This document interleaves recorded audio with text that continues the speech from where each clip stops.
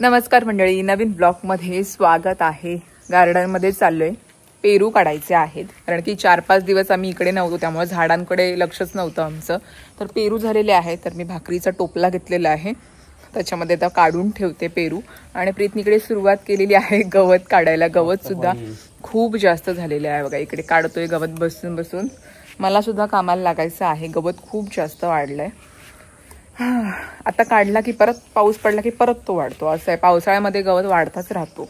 जर लॉन असेल ना पण तुमच्या घराच्या अवतीभोवती, तर त्याची काळजी खूप करावी लागते, वेळच्या वेळ कटिंग करावी लागते, असं आहे। तर आम्ही तर नव्हतो इथे 4 दिवस, आता सगळं करायचं आहे। तर चला, पेरूचं झाड बघू शकताय, छोटंसंच आहे आपलं, पण त्याला पेरू लागलेले आहेत खूप सारे। पण बघूया कसे आहेत आता पेरू ते, कारण की पावसाळ्यामध्ये ना पाणी लागलं की पेरू खराब होतात। बघूया किती आहे, समोर दिसत असे 4-5 झालेले आहेत मोठे मोठे। किती चांगले निघतात ते माहित नाही। एक तर समोर मी बघितलं तो तर खराबच आहे ना प्रीत, पाणी पकडलंय ना त्याला, खराब झालं। थांब मी दाखवते, असं समोरचा कॅमेरा करते। आणि आता हवा सुटलेली त्याच्यामुळे झाडं सगळी वाकतायत। हे सुद्धा वाकलेलंच आहे बघा, कशा फांद्या कुठे आल्यात त्याच्या वाऱ्याने। हवा किती समोर झालाय बघ। काय करतोस तू? तुटली ना, तिला काढतो। अच्छा, सावकाश। ओके, फांदी काढली, त्याला काढचं तो बघ, झालाय, चांगला आहे ना? हा, चांगला, काढ त्याला। थांब मी टोपला देते। ओके, चांगला आहे ना? हा, पण कितपत योग्य आहे त्याला कापल्याशिवाय समजणार नाही। हा, ते तर आहे, झालेला आहे तर मोठा, याच्यातच ठेवते।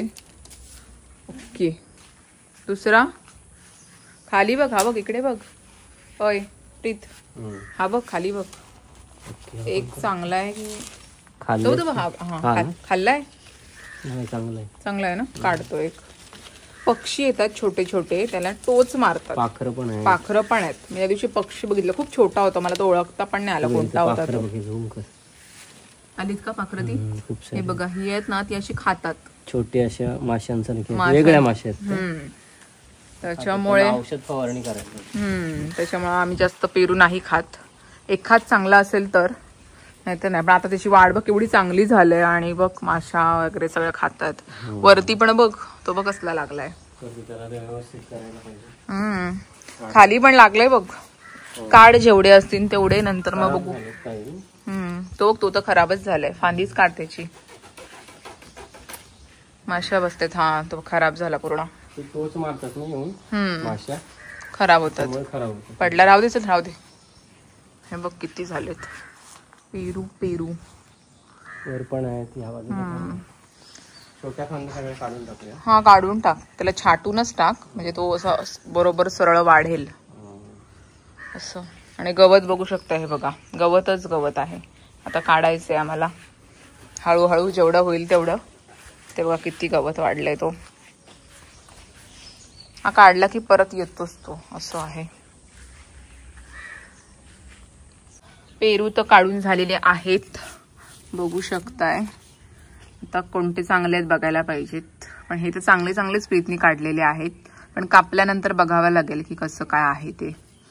नाहीतर मग कधी कधी पावसामध्ये ना, पाऊस लागल्यामुळे अळी पडतात त्याच्यामध्ये, मग आता कोणतंही फळ खायचं असेल तर पहिले चेक करून खात जा तुम्ही पण। आपले घरचेच आहे तरी पण आम्ही चेक करतो खाताना, मीठ वगैरे लावतो। प्रीतला मीठ लावून आवडतं, तुम्हाला कसं आवडतं मला कमेंटमध्ये नक्की सांगा। प्रीत मीठ आणि मसाला घेऊन खात असतो पेरू। तर एवढे काढलेत आम्ही, बघूया। चला, वजन झालंय टोपला आता। इकडे याचं काय चाललंय, त्याला सपोर्ट करतोय जरा। थोड्याशा फांद्याच्या छाटल्या प्रीतनी, छाटल्या म्हणजे थोड्याशा कापल्या, म्हणजे तो सरळ वाढेल असं। आता माझ्याकडे झाले वजन, हा, तर इथे ठेवते। काय बोलतोस? पेरूवाले, हा पेरूवाले। आणि या ज्या दिसतात ना कोंबड्या, त्या आमचं गवत खातात। हे जे चांगलं वालं गवत आहे ना, म्हणजे ते वाला, त्याला कोंब आलं की खातात। हा वाला कवळा जो येतो ना तो खातात, हा वाला नाही खात, जो आपला खराब वाला गवत आहे तो नाही खात, हा वाला खातात, त्यांना तो गोड लागतो, असं आहे। जेव्हा जाळी बसेल तेव्हा सगळं बंद होईल, आता सगळं ओपन आहे म्हणून। पाऊस येतोय रे बघ, आलाय ना। चला, चहा, मस्त चहा बनव, तेच काम झाल्यानंतर चहा पाहिजे ना। माझ्या हातचा, बायकोच्या हातचा चहा. काल नवऱ्याच्या हातचा चहा पिला. मग नवऱ्याला माझा चहाच येतो बनवता, मग काय. हा, आम्ही नवरे लोक काय सुपर उत्तम असतो, सगळे येतं पण करत नाही. काय मंडळी, बरोबर की नाही. काय काय नवऱ्यांना सगळे येतो. फक्त करायचा कंटाळा येतो.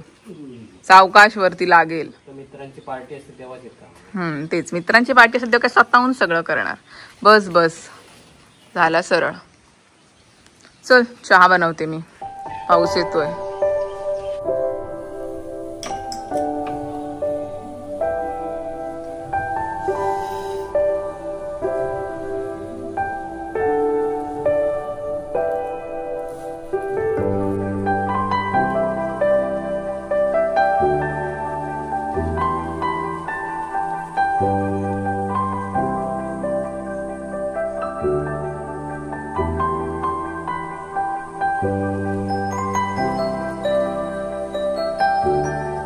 आत्ताच आमचा चहा झालेला आहे आणि आम्ही आज चहा घेण्यासाठी आलेला आहोत टेरेस वरती.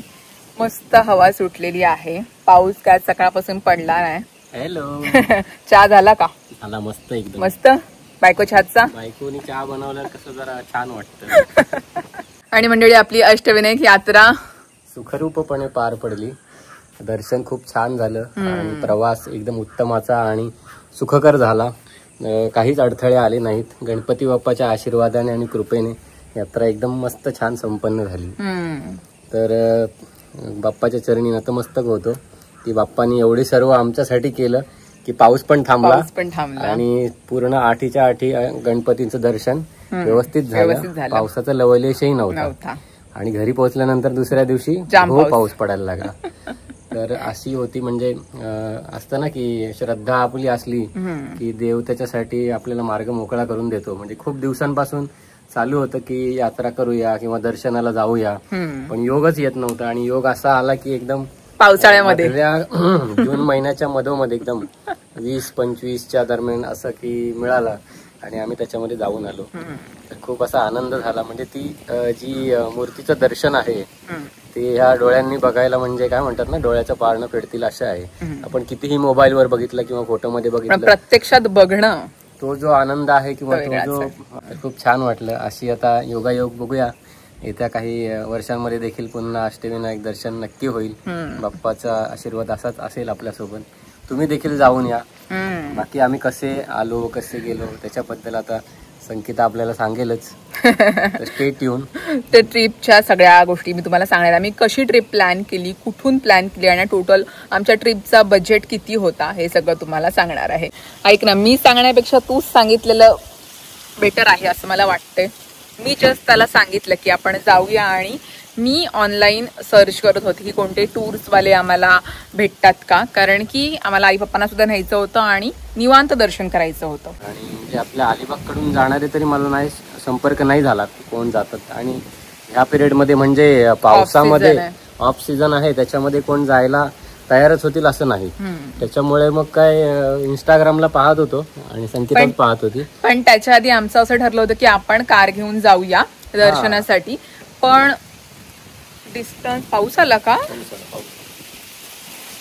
की हवा आली, पाऊस आला. चला आम्ही आतमध्ये पुढे कंटिन्यू करतो. परत पाऊस आला, ढग आलाय. तर थोडासाच ढग आला होता, गेला पाऊस. तर पुढे मी कंटिन्यू करते. तसं आमचं ठरलं होतं की आम्ही कार घेऊनच जाणार होतो, पण ड्रायव्हिंग करायला मी एकटाच आणि दुसरं कोणी नव्हतं. हिला पण ड्रायव्हिंग अजून येत नाही, म्हणजे शिकवली नाही. त्याच्यामुळे आणि प्रवास लांबचा असल्यामुळे थोडं अवॉइड केलं की कारण जायला नको, आपण ट्रॅव्हल मध्ये जाऊया. तर ट्रॅव्हल अलिबागकडनं मला नाही मिळाल्या. त्याच्यामुळे मुंबईकडून कसे भरपूर ट्रॅव्हल्स वगैरे जातात, पण आता मार्ग कसे पुण्या मार्गे जातात किंवा सातारा जो हायवे आहे आपला त्याच्या मार्गे जातात. त्याच्यामुळे इकडनं जाणाऱ्या खूप कमी असतात, क्वचितच. त्याच्यात पण कॉल्स वगैरे करत होतो, विचारत होतो की कोणी आहे का, म्हणजे आपल्या मार्गे जातात का. कळंबोलीला देखील जायला तयार होतो. त्यातच एक साई गणेश टूर्स म्हणून ट्रॅव्हल्स कंपनी आहे, ते इंस्टाग्रामवर आम्हाला ते भेटलं. हा, त्यांचे रील्स वगैरे आहेत त्यांनी टाकलेले, पोस्ट केलेले. त्याची लिंक वगैरे मी देतो खाली डिस्क्रिप्शन मध्ये. त्यांच्यामध्ये मग कॉल केल्यानंतर पण कन्फर्मेशन नव्हतं झालं माझं की मला सुट्टी मिळेलच की नाही मिळेलच, कारण शटडाऊनचा टायमिंग होता. आणि त्याच्यामुळे मग काय केलं, मी त्यांना फक्त एक कन्फर्मेशन दिलं की आम्ही येतोय म्हणून. आणि मग कॉल केला, मग बोलले की वडखळ मार्गे जातो म्हणून. म्हणजे जायला यायला मला जरा बरं पडलं. आणि आई वडील असे सोबत असतील किंवा घरातील माणसं असतील, मग त्यांना प्रवास थोडासा आपण जास्त लांब जाऊन पुन्हा टूर मध्ये जाणं म्हणजे थोडं त्रासदायक वाटतं. त्याच्यामुळे मग झालं आमचं सर्व फिक्स. आणि मग आम्ही वडखळला गेलो आणि मग त्यांनी आम्हाला तिथे पिकअप केलं. येताना कसं आलो, येताना आम्ही कळंबोलीलाच त्या लोकांनी आम्हाला उतरवलं. आणि कळंबोलीवरून एवढी गडबड ना, की अलिबाग साईडला गाड्याच नाही. 1 तास आमचं तिथं वेस्ट गेला की गाडीच नव्हती एक पण. आणि आई जास्त वेळ अशी उभी राहू शकत नाही. म्हणजे जाताना कसं झालं, त्यांनी वडखळ मार्गे पालीचा गणपती, त्याच्यानंतर महडचा गणपती, मग डायरेक्ट आपला पुण्याला गेलो रांजणगाव. तिथे मग स्टे वगैरे केला. त्यांचंच हॉटेल त्यांनी बुक केलं होतं. 2 दिवसाचा स्टे एकाच हॉटेलमध्ये होता. हॉटेल पण छान होतं. असं म्हणजे एसी रूम तर आम्ही नाही प्रेफर केली, कारण ऑलरेडी पाऊस आहे, थंडी तर वाजतेच. आणि एसी रूम घेऊन काय करायचं, एसी तर बंदच राहणार. म्हणजे 500 रुपये ऍडिशनल असतात त्याच्यामध्ये त्यांचे. तसं कॉस्टिंग टूरचं आपल्याला झालं 5,999 पर पर्सन. त्याच्यामध्ये आपण 1,000 रुपये ऍडव्हान्स देऊन बुकिंग केलं होतं. बाकीचं पेमेंट जे आहे ते गाडीमध्ये घेतल्यानंतर करायचं. ती टूर जे ट्रॅव्हलरची गाडी आहे ना, ती गोरेगावला त्यांचं ऑफिस आहे. गोरेगाववरून पहिला पिकअप होतो आणि मग बाकीचे कळंबोळी लास्ट पकडू शकता. म्हणजे आपला वाशी, नेरूळ त्या मार्गे येऊन, पवई मार्गे वगैरे येऊन मग ते तसे पिकअप करून सगळ्यांना घेऊन जातात दर्शनाला. असं आहे. तर अफोर्डेबल वाली आमची ही टूर होती. म्हणजे 6,000 पर पर्सन, प्रत्येकी 6,000. येस, है ना. आला पाऊसच पाऊस येतोय. आपण बाकीच्या मी खाली डिटेल्स सांगतो तुम्हाला. गेला की 5-5 मिनिटांनी येतोय असं वाटतंय मला. तर आमची ही जी ट्रिप होती ती खूप अफोर्डेबल होती. म्हणजे 6,000 पर पर्सननी आम्ही गेलो होतो. पण त्यांचं जेवण, अकोमोडेशन सगळं चांगलं होतं. म्हणजे अशी घाई पण नाही गेली की चला चला दर्शन घ्या आणि निघा. मी आधीच्या ब्लॉग मध्ये पण सांगितलं होतं ना, जेव्हा ट्रिप जेजुरीलाच सांगितलं होतं की घाई गडबड केली नाही, कारण की आई पप्पांना म्हणजे आईला चढायचं होतं वरती. आणि आईचं कसं ऑफ सीझन असल्यामुळे कसं ना, गर्दी भाविकांची खूप कमी होती. त्याच्यामुळे दर्शन असं आनंदामध्ये झालं. वेटिंग नाही लागली. काही ठिकाणी अर्धा तास अशी वेटिंग राहते पकडा, पण आपल्याला 5 मिनिटातच दर्शन झालं. पण ऑफ सीझनला गेलोच, त्याच्यामुळे आम्हाला दर्शन छान मिळालं है ना. म्हणजे 5 मिनिटाच्या वरती आम्ही वेटिंगला थांबलोच नाही है ना. पटापट दर्शन झालं. आणि गणपती बाप्पाच्या समोर आम्हाला थोडा वेळ 4-5 मिनिटं थांबता आलं नाही, तर कशी घाई होते, चला चला चला चला असं होतं. त्यामुळे ऑफ सीझनला गेलो, त्यामुळे दर्शन मस्त मिळालं आम्हाला. वेळ खूप मिळाला, पण वेटिंगलाच वेळ गेला नाही. त्याच्यामुळे आरामात दर्शन घेतलं गाभाऱ्यामध्ये. आणि नंतर मग बाहेर त्याच्या सभा मंडपात येऊन बसलो. थोडा वेळ नामस्मरण केलं. त्याच्यानंतर मग आपण निघालो, असं दर्शन केलं. टूरवाल्यांनी काहीच घाई केली नाही की दर्शन झालं की चला पटकन बसमध्ये बस, असं काहीच नव्हतं. का आईला चढायला वगैरे, एका गणपती गिरिजात्मक आहे तो, म्हणजे लेण्याद्रीचा, त्याला 300 पायऱ्या, त्यामुळे चढायला आई बाप्पांच्या सोबत आम्हाला जायचं. त्यामुळे आईला हळूहळू आम्ही चढून घेऊन गेलो. जेजुरीला पण तसंच झालं. पण टूरवाले एवढे असं सपोर्टिव्ह होते की हळूहळू आईला आता हात पकडून त्यांनी वरती नेली आहे ना. आणि 2 टूर मॅनेजर होते. एक त्यांचा मालकच होता सोबत, आणि त्यांचा दुसरा टूर मॅनेजर होता. एक पुढे जायचा स्टार्टिंगला घेऊन सगळ्यांना, आणि एक शेवटला कोण असतील त्यांच्यासोबत एक राहायचा कंटिन्युअसली. चला चला आपण वरती पोहोचूया, म्हणजे निवांत जायचं, असं काही घाई नाही करायचं, कारण वेळ भरपूर उरायचा. त्याच्यामुळे घाई करून तरी काय, आनंदामध्ये अशी टूर पार पडली. तर तुम्हाला सुद्धा टूर मध्ये जायचं असेल तर त्यांचं सगळं साई गणेश टूरवाल्यांचे सगळे डिटेल्स मी या व्हिडिओच्या खाली देईन. इंस्टाग्राम आयडी सुद्धा देईन आणि नंबर सुद्धा देईन दादांचे मी त्या. आणि छोटेसे असे काही क्लिप्स आहेत ते पण ऍड करेन. सगळं हॉटेल वगैरे आणि जेवण पण खूप सुंदर होतं, टेस्टी होतं. प्रीत तर म्हणजे व्हेज जास्त न खाणारा खूप खात होता. डाळ, त्याला वरण खूप आवडलं आहे ना. मला दाल तडका जो आहे तो थोडा आवडला. आणि चपात्या पण छान होत्या, एकदम नरम होत्या. जेवण छान होतं. तर मंडळी अशी होती आपली अष्टविनायक दर्शनाची यात्रा. खूप आनंद वाटला आणि खूप मजा आली. टूर्स मध्ये जाणं हा एक वेगळा अनुभव आहे, आणि गाडी घेऊन जाणं हा एक वेगळा अनुभव आहे. काही मंडळी बोलतात की अरे तेवढ्या खर्चामध्ये तू आनंदामध्ये, म्हणजे काय म्हणतात ना, तुला फ्रीडम जिथे पाहिजे तिथे थांबणार. आता मी म्हणालो हिला की मला तिकडचं माहिती नाही, जास्त कधी गेलो नाही, बरोबर आहे. परत मामा मंडळींनी थांबवलं तर परत फाईन मारणार, 2,000 दे, 500 दे, कशाला आपण तेवढा खर्च करा. आनंदाने जाऊया. आणि कसं ड्रायव्हिंग करताना तेवढा वेळ जातो, क्लच, गिअर, ब्रेक सगळं करताना ड्रायव्हरची दमछाक होतेच, बाकी मंडळी तशी बसतात आरामामध्ये. टेन्शन असतं की कुठे खायचं, कुठे राहायचं, किती वाजता. आणि आपल्याला माहिती नसतं ना बाहेर गेल्यानंतर. समजा आपण 2-3 वेळा गेलो तर आपल्याला अंदाज येतो की ह्या हॉटेलमध्ये आपण स्टे करू शकतो किंवा ह्या हॉटेलमध्ये आपल्याला खायला चांगल्या गोष्टी मिळतील. तर तसं काही नव्हतं. पहिलीच फेरी असल्यामुळे मग चला म्हणलं तेवढाच खर्च होणार आहे की नाही, मग आपण टूर्स मध्येच जाऊया. आणि प्लस नवीन नवीन लोक आपल्याला भेटतात, त्यांची ओळख होते. ग्रुप टूर्स मध्ये तसं होतं. आता आपल्याला ग्रुप टूर्स मध्ये जास्त मंडळी नव्हती, कारण ऑफ सीझन असल्यामुळे कमी मंडळींनी बुकिंग केलेलं. त्याच्यामुळे वॉल्वो बस असते नॉर्मली त्यांची 32 ते 40 लोकांसाठी. आता त्यांनी ट्रॅव्हलर वगैरे केली होती. आम्ही 15 जण होतो.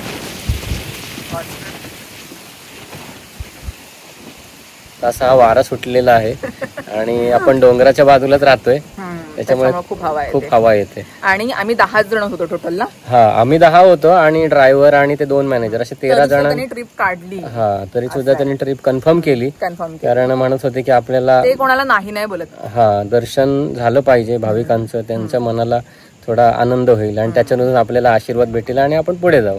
पण ट्रिप छान होती, आम्हाला आवडली. आई बाबा मेन म्हणजे खुश होते.